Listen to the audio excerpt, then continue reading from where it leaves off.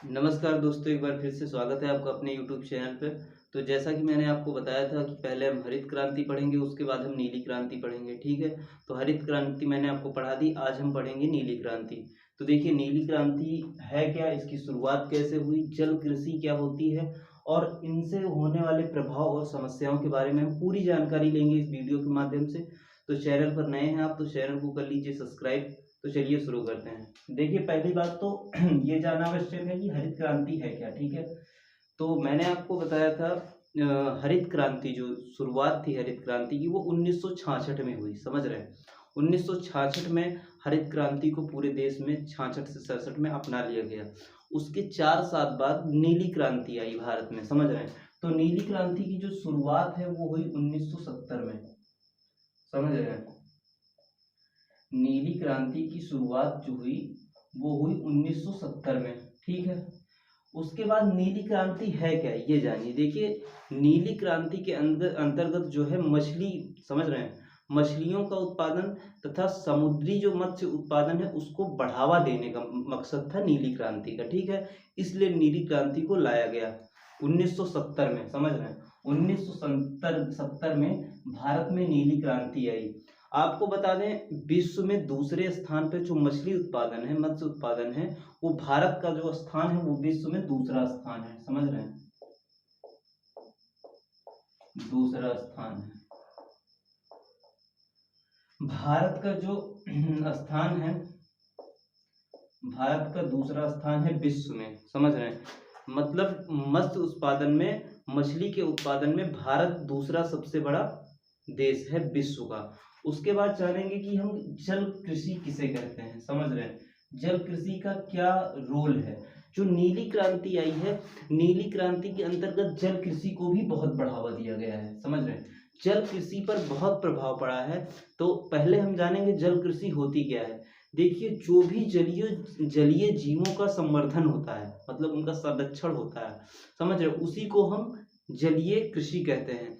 जैसे समुद्रों में मछली का पालन या फिर झींगा मछली का पालन या फिर मोतियों की खेती, इन सब को हम कहते हैं जलीय कृषि, समझ रहे हैं? जलीय कृषि जो होती है, जलीय कृषि के अंतर्गत मत्स्य पालन, उसके बाद आपका झींगा पालन, झींगा एक विशेष प्रकार की मछली है जो भारत में पाई जाती है। उसके बाद जो मोतियों की खेती है वो होती है, उन सबको हम जल कृषि के अंतर्गत रखते हैं। तो समझ गए ये आप, जल कृषि क्या होती है ये आप अच्छे से जान गए होंगे। जो मत्स्य पालन होता है, जो मछलियों का पालन होता है, जो झींगा मछली का पालन होता है और जो मोतियों की खेती होती है, समझ रहे हैं, उसको हम कहते हैं जल कृषि। तो जल कृषि का क्या प्रभाव पड़ा, मतलब नीली क्रांति का जो प्रभाव था वो जल कृषि पर क्या पड़ा। जब नीली क्रांति भारत में आई तो प्रत्येक जगह मतलब मछलियों की उत्पादन तक बढ़ती गई, उत्पादन क्षमता। जो इस मतलब इस मैप के अंदर मैंने आपको समझाया है, ये जो आंकड़े आपके सामने मैंने रखे हैं 1950, देखिए 1950 का ये प्रभाव भी है। 1950 से 51 में जो मत्स्य उत्पादन, समुद्री मत्स्य उत्पादन था वो 0.535 मिलियन टन था, समझ रहे हैं? उसके बाद ये समुद्री मछलियों का उत्पादन था। और जो अंतः स्थलीय मछलियां थी, अंतः स्थलीय का मतलब होता है जो तालाबों, झरनों, झीलों में जो पाई जाती हैं, जो जिनका उत्पादन होता है, समझ रहे हैं? और ये जो समुद्री होती हैं ये समुद्रों में इनकी खेती भी। समुद्री भाषा में जल कृषि को हम समुद्री जल कृषि कहते हैं, ठीक है? इनमें भी, ये समुद्र में भी जल कृषि होती है।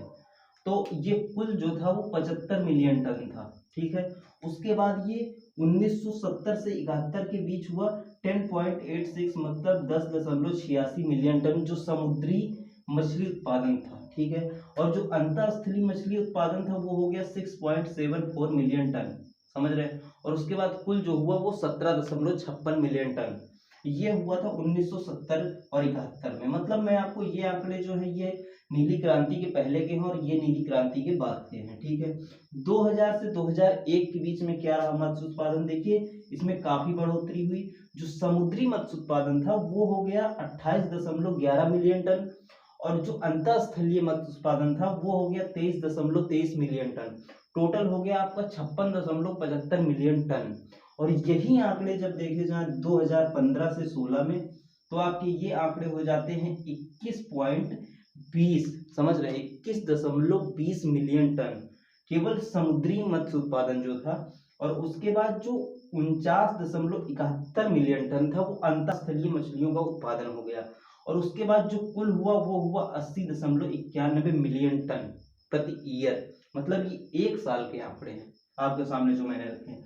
तो आप ये समझ गए होंगे नीली क्रांति के बाद जो प्रभाव पड़ा, मतलब मत्स्य उत्पादन में जो प्रभाव पड़ा वो काफी है। देखिए आर्थिक स्थिति से आप अगर देखें तो इनका उत्पादन जो हुआ उसके बाद इनका आयात निर्यात भी होने लगा, कई देशों से हमारे यहाँ मछलियां भी निर्यात होने लगी। जब आप भारत देश का दूसरा स्थान है मत्स्य उत्पादन में, मतलब मछलियों का जो उत्पादन होता है कई प्रकार की, उनका जो भारत मतलब विश्व में भारत का दूसरा स्थान है। जाहिर सी बात है जब दूसरा स्थान है तो आयात निर्यात भी होगा। तो कई देशों में मतलब कि उत्तरी एशिया के कई देशों में हमारे यहाँ से मछलियां जाने लगी। ठीक है, तो आगे अब देखते हैं इनकी समस्याएं क्या हुई। मत्स्य उत्पादन या नीली क्रांति के आने के बाद मतलब जो समस्याएं थी वो क्या हुई। देखिए भारत में जो मछुआरे थे, ठीक है, जो मछुआरे थे वो अधिक संख्या में जो मछुआरे थे वो काफी गरीब थे, मतलब उनके पास उतना पैसा नहीं था व्यय करने के लिए कि वो अच्छे और नए उपकरण मत्स्य उत्पादन के लिए खरीद सके। तो उनके ऊपर काफी समस्याएं आई। ठीक है, और दूसरी बात जो हमारी धान के लिए खेती होती थी वो झींगा खेती के मतलब मत्स्य उत्पादन के लिए होने लगा।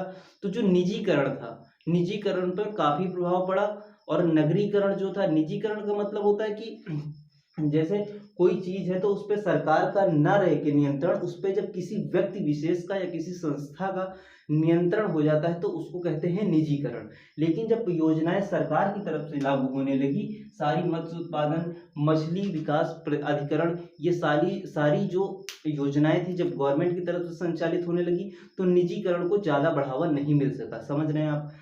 उसके बाद फिर क्या होता है, देखिए इसकी जो समस्या में दूसरी समस्या क्या है, जो नगरीकरण था। समझ रहे हैं, धान की खेती जहां पर होती थी वहां पर झींगा की खेती जब अधिक होने लगी तो नगरीकरण अधिक प्रभावी हुआ। आधे से ज्यादा क्षेत्रों में जब आपका मत्स्य उत्पादन या तालाब झील झरने बनने लगेंगे तो उसके बाद नगरीकरण की समस्या आएगी। ठीक है, तो पॉपुलेशन के हिसाब से काफी समस्याएं आने लगी।